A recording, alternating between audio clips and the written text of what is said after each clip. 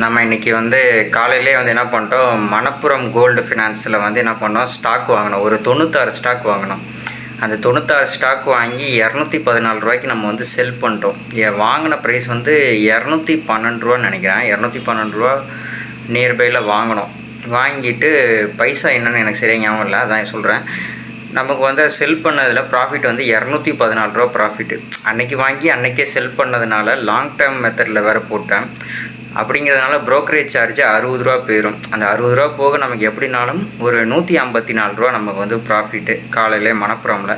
அதுக்கப்புறம் தூங்கிட்டு ஈவினிங் போல் எழுந்திரிச்சு மதிய சாப்பாடை முடிச்சுட்டு நம்ம வழக்கம் போல் பிளிங்கிட்டை ஸ்டார்ட் பண்ணிட்டோம்.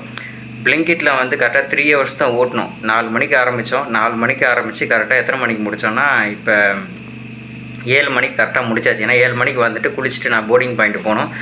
பஸ்ஸு வந்துடும் நைட் ஷிஃப்ட்டுக்கு. ஸோ குளிச்சுட்டு கிளம்பியாச்சு. இன்றைக்கி ஓட்டினபடி அமௌண்ட் வந்து பார்த்திங்கன்னா 3 மணி நேரத்துக்கு நம்ம வந்து 330 ரூபா கிட்ட வந்து ஏர்ன் பண்ணியிருக்கோம். இந்த 330 ரூபாக்குள்ளே சர்ஜும் வரும். அப்புறம் கஸ்டமர் வேறு கமிஷனாக டிப்ஸு வந்து ஒரு 70 ரூபா கொடுத்துருக்காங்க. ஸோ அதில் பெட்ரோலை மைனஸ் பண்ணோம்னா நமக்கு வந்து ஒரு 260 ரூபா நமக்கு வந்து, அதாவது 3 மணி நேரம் ஓட்டத்தில் 260 ரூபா கிடச்சிருக்கு. நான் ஓட்டுற ஸ்டோர் வந்து தாம்பரம் சித்தலாப்பாக்கம். இங்கே வந்து பார்த்திங்கன்னா எப்போயுமே ரைடர்ஸ் வந்து 22 23 ரைடர்ஸ் எப்போயுமே இருக்கிறதுனால என்ன ஆகுதுன்னா, ஆர்டர் இவ்வளோ பேருக்கு ஷேர் ஆகும். ஷேர் ஆகிறதுனால ஆர்டர் வந்து ரொம்ப கம்மியாக தான் இருக்குது. அந்தளவுக்குலாம் ஒன்றும் ஏர்ன் பண்ணுற அளவுக்கு இல்லை நான் இருக்கிற ஸ்டோரை பொறுத்த வரையும். ஸோ ஓகே தான். இதுக்கப்புறமா நம்ம எப்படி வந்து இப்போ ஷேர் மார்க்கெட்டில் ஏர்ன் பண்ணுறோம், பிளிங்கிட்டில் ஏர்ன் பண்ணுறோம், கம்பெனி சேலரி ஓரளவு போயிட்டுருக்கு. இதுக்கப்புறமா நம்ம வந்து சின்னதாக பிஸ்னஸ் ஸ்டார்ட் பண்ணலாம். பிஸ்னஸ்னால் பெரிய அமௌண்ட்லாம் கிடையாது. மினிமமாக நம்ம ஒரு 400 500 இன்வெஸ்ட்மெண்ட் பண்ணி அதுலேருந்து நம்ம பிஸ்னஸ் ஸ்டார்ட் பண்ணலாம் அப்படின்னு ஒரு ஐடியாவில் இருக்குது. பார்க்கலாம் எப்படின்னு. ஒரு 1 வீக்குள்ளே அந்த பிஸ்னஸ் ஸ்டார்ட் பண்ணிடலாம். ஓகே, நிறைய பேர் கமெண்ட்ஸ் பண்ணுறீங்க. ஓகே, நல்லா தான் இருக்குது.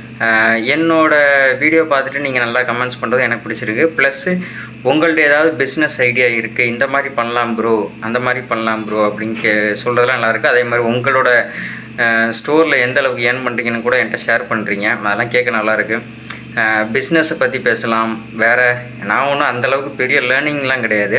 இப்போ தான் கற்றுக்கிட்டு ஸ்டெப் பை ஸ்டெப்பாக போய்கிட்டு இருக்கேன். ஸோ இது ஒரு நல்ல கம்யூனிட்டியாக இருக்கும். நீங்களும் உங்களோட தாட்ஸ் எல்லாம் என்கிட்ட ஷேர் பண்ணுங்கள், நானும் ஷேர் பண்ணுறேன். நம்ம மியூச்சுவலாக கொஞ்சம் நல்ல ஒரு க்ரோத்து வந்து நம்ம ஒரு ரீச்சான ஒரு சக்ஸஸ் பாதையை நோக்கி நம்ம போகலாம். வேறு நான் லைக் பண்ணிக்கோங்க, கமெண்ட் பண்ணிக்கோங்க, சப்ஸ்கிரைப் பண்ணிக்கோங்க. வழக்கமாக சொல்கிறது தான். அனலிட்டிக்ஸில் வந்து பார்த்திங்கன்னா ஒரு 1800 வியூஸை தாண்டுது. ஆனால் வந்து சப்ஸ்கிரைப் வந்து பார்த்திங்கன்னா வெறுமனே 40 மெம்பர்ஸ் தான்.